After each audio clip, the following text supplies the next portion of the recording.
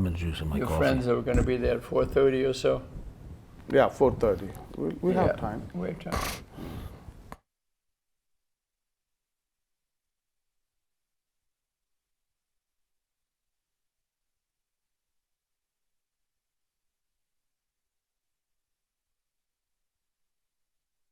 The views and opinions expressed do not necessarily represent those of Access Fort Wayne, the Allen County Public Library, or any other supporting group. Access Fort Wayne is a department of the Allen County Public Library. If you or anyone you know might be interested in making a television show, please call 260-421-1250.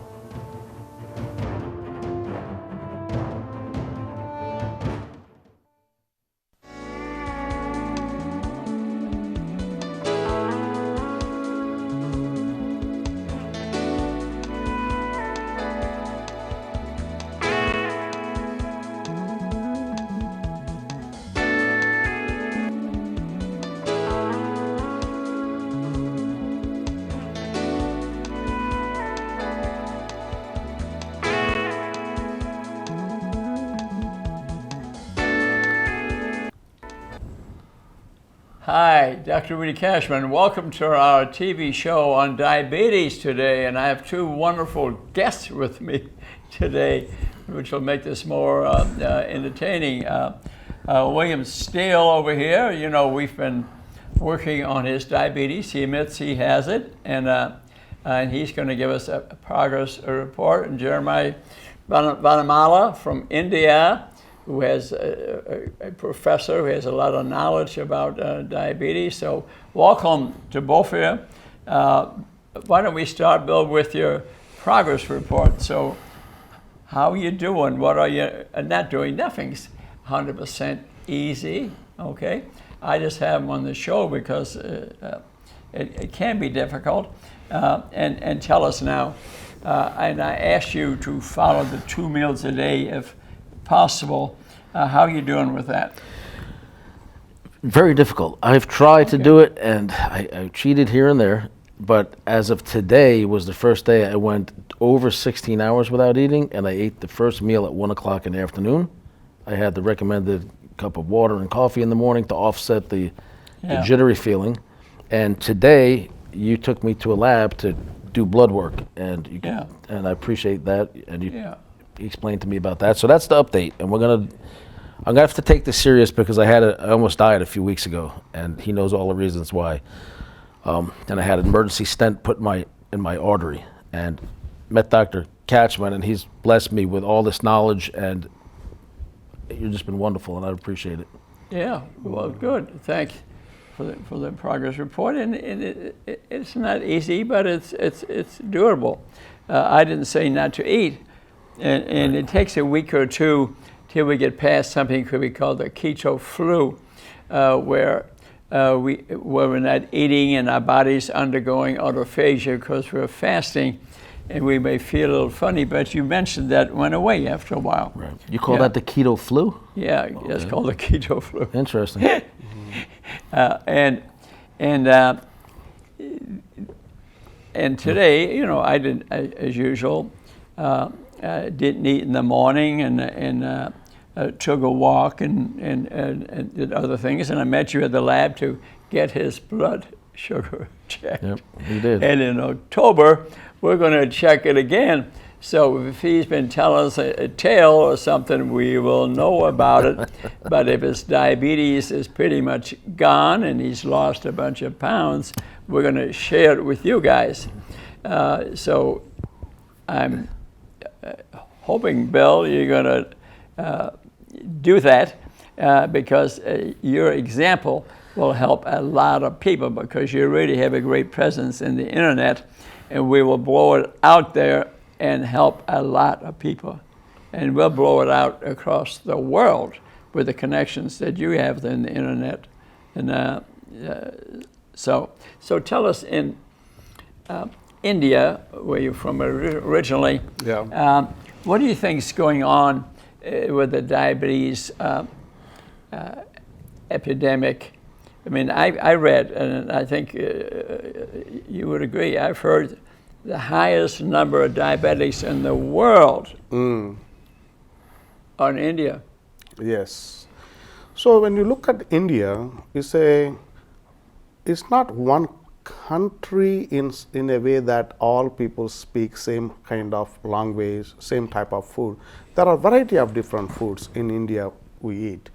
But at the same time, what is common is rice in the south part of India, mostly they eat. North part, they eat wheat.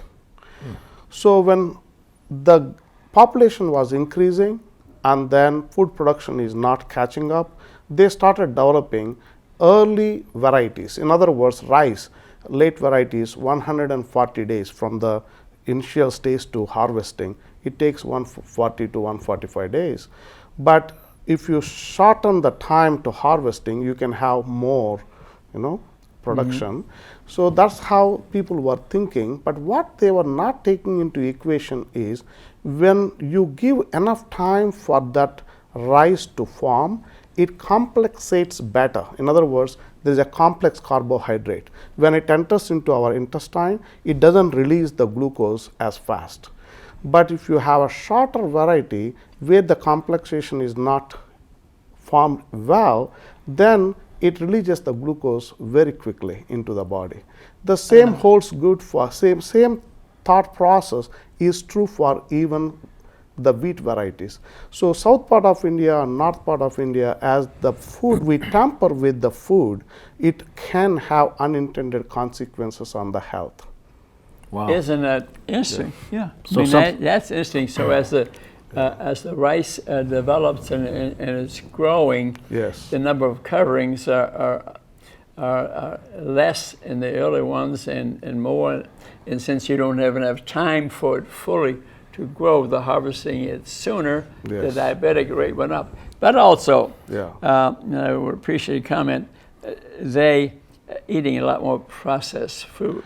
So actually, along with it, that's one of the reasons. As I was looking at variety of different foods are changing, these are the common foods, south and north. But when you look at the place also, it is geographically much less compared to America, but more people are there. So when we are talking about exercise, when it comes to the human body, as I mentioned earlier, it is 60% to 65% water. So when the water, it is stagnates. In other words, people are not moving as much. Like before, people used to walk. Now they don't walk as much because the technology is now everywhere in the world, and there also buses, trains, and people have cars. They have an excellent train service. Train service and excellent. Now there's a lot more affordable cars are there. So people's ability to exercise as a lifestyle, incorporated into their lifestyle, is diminishing. And then they also have these varieties where you can produce a lot of it, and then they store, and they're consuming more food and exercising less. Food processing is catching up, and life stress level also going up. All of those contributes to type 2 diabetes.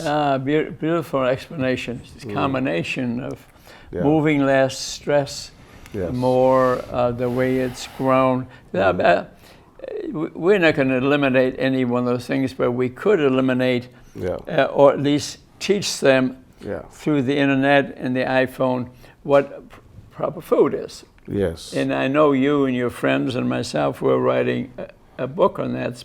And I've written books already, which we probably should translate into Hindi and some other dialects. Yes. And then the own book that you are writing and our friends are writing. But this is just great. But let's back up a little bit, the history of why I am so passionate about diabetes and its consequences. For one thing, let me show you that diabetes causes about 50 different diseases: dementia, heart attacks, thyroid disease, blindness, increased rates of cancer, 5 or 6 different breast cancer, for example, is diabetic related. 80% of breast cancer are found in people who are diabetic, because cancer is a sugar eater. Diabetics have increased sugar level. Renal disease, and that's a big one to me, because we don't test properly people for renal disease. Kidney disease has 5 stages. We don't even test people in the first 3 stages because there's no money for the industry in it. Yes, the GFR rate, glomerular filtration rate, usually is 100 when you're a kid. And then slowly as we age, it goes further down. And as long as it starts at 100, mine's 80, incidentally, at age 39 for the 40th time. And you got to know what your GFR is. You don't know that, your doctor should have pointed out to you, because once it reaches below 60, you're on the way to dialysis and kidney transplant, and soon you'll be dead. We can prevent all that, and that's the reason we are so passionate. Get your kidney test, GFR, serum creatine, BUN. Get these tests, serum insulin, so that you know your situation, because once you're in advanced kidney disease, your days are numbered. Your days are numbered, and we want to prevent that.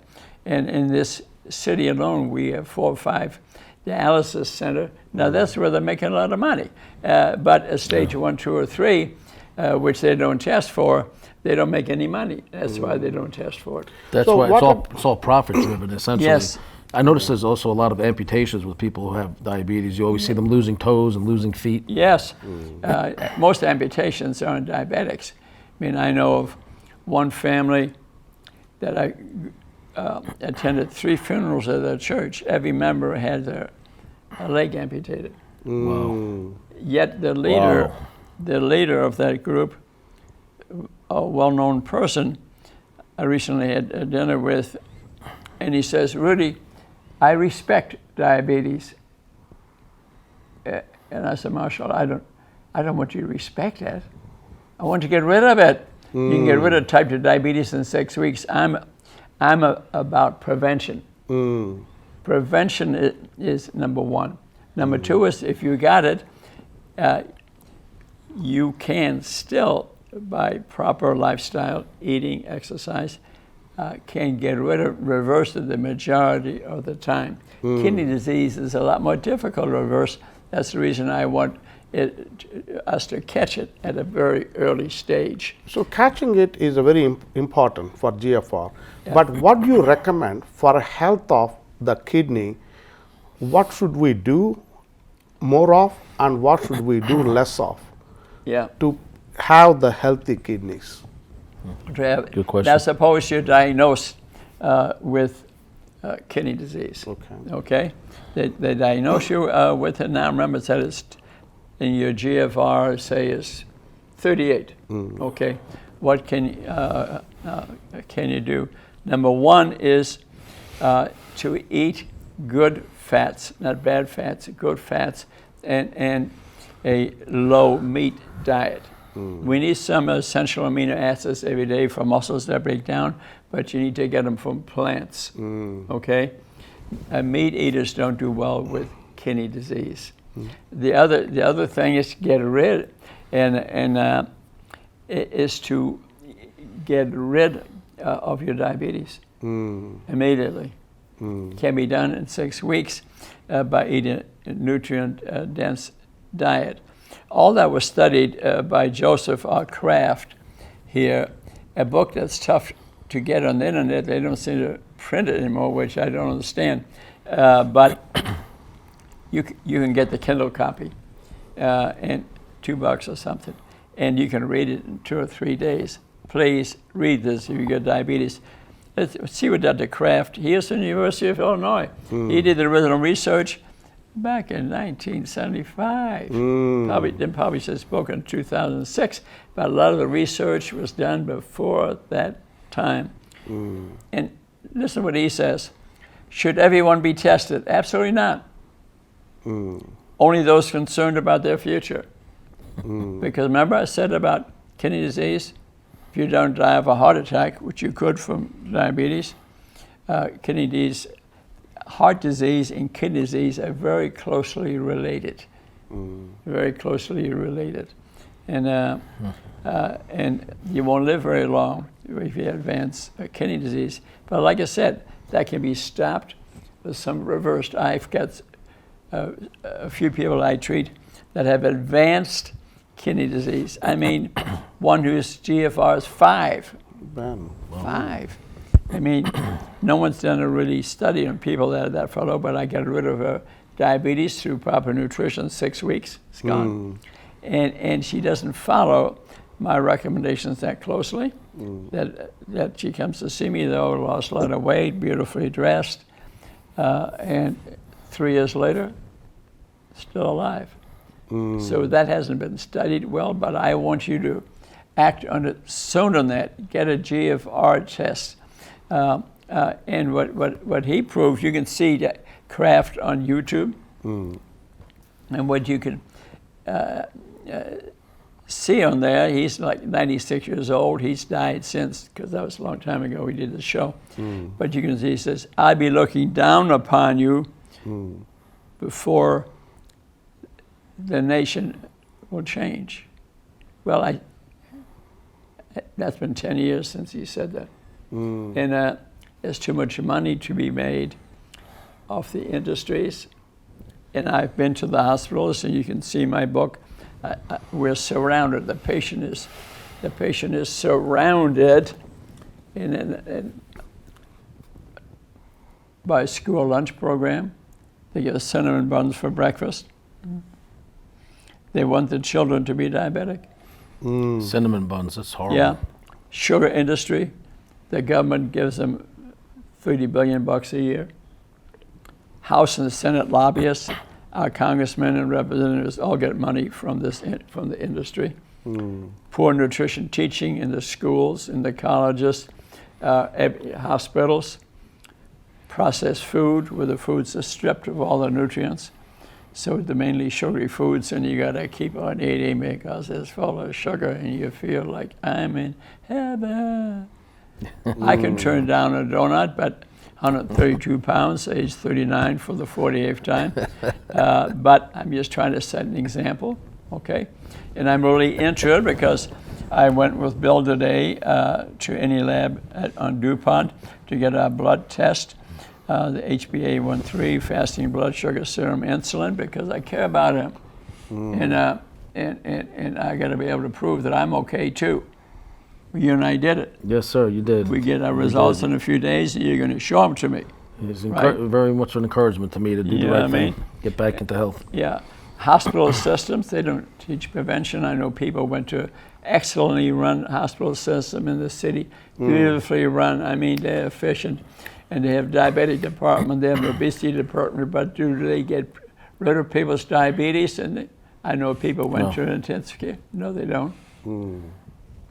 They want to treat and medicate. You got to say, I want to get rid of this disease. Dr. Rudy says so. Many other books say so. You got to do it. So there's very little prevention treatment. They'll say we have a diabetic nutritionist, and you can see her in 3 months after you leave the hospital. Hell, you'll be dead by then. They got to see you in the hospital, tell you what to do.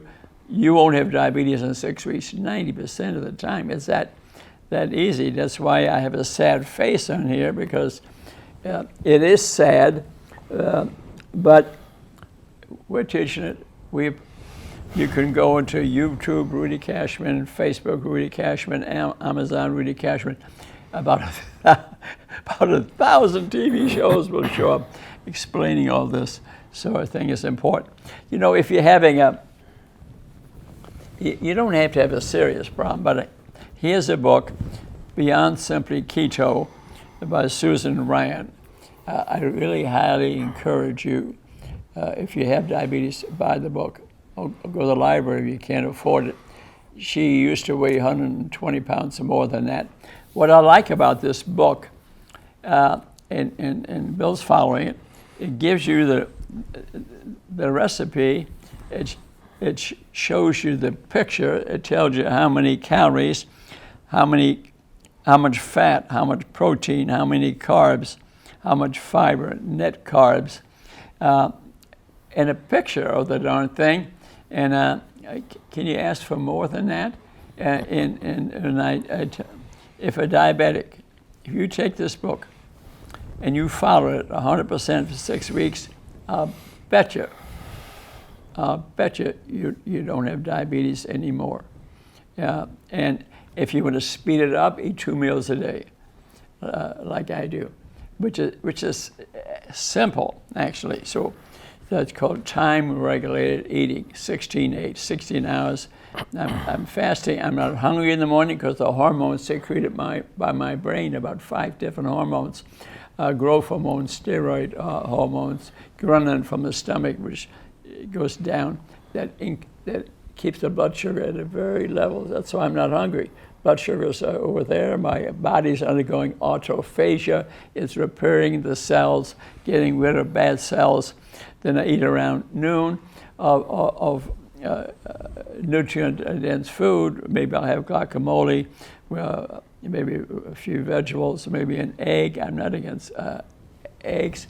Maybe even a piece of pork chop or a piece of chicken or turkey, and some hard goat cheese, for example, fermented cheese. My appetite is satisfied. I don't eat that much. And I get on the scale this morning, 132 pounds, almost every day. Your body has a set point. If you eat a certain way fairly consistently, not every day, if I want something extra, I do.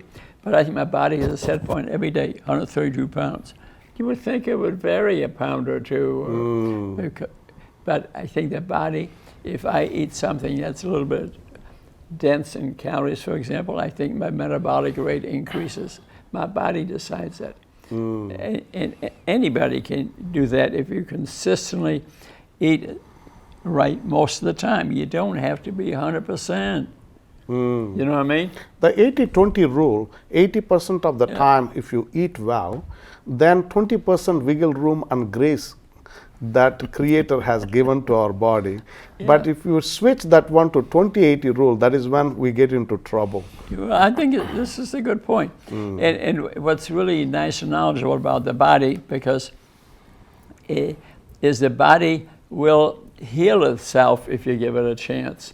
The same with with teeth. If you're diabetic, incidentally, dental disease is very common because the bacteria that are living on your teeth love the sugar, and they will destroy your teeth.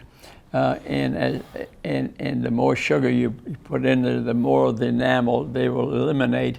Bad bacteria live in diabetic teeth. So if you're diabetic, brush your teeth in the morning, in the evening, floss them, gargle, maybe after every meal, and you will then develop normal bacteria because they come from your gut.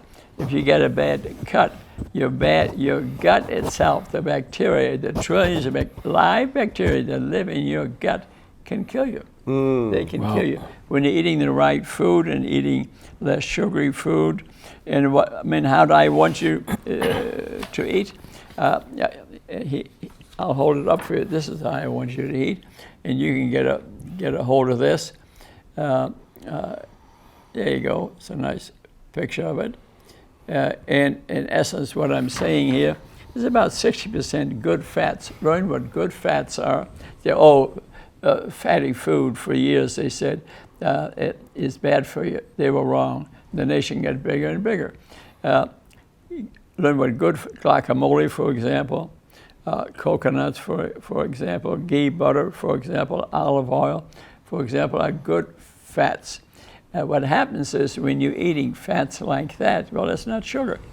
Your sugar level goes down, then your insulin level, which responds to the sugar level, goes down, goes to your fat cells, open the fat cells up, and the fat goes to the liver and is converted to ketones, which are high-dense energy molecules, more energy than in sugar.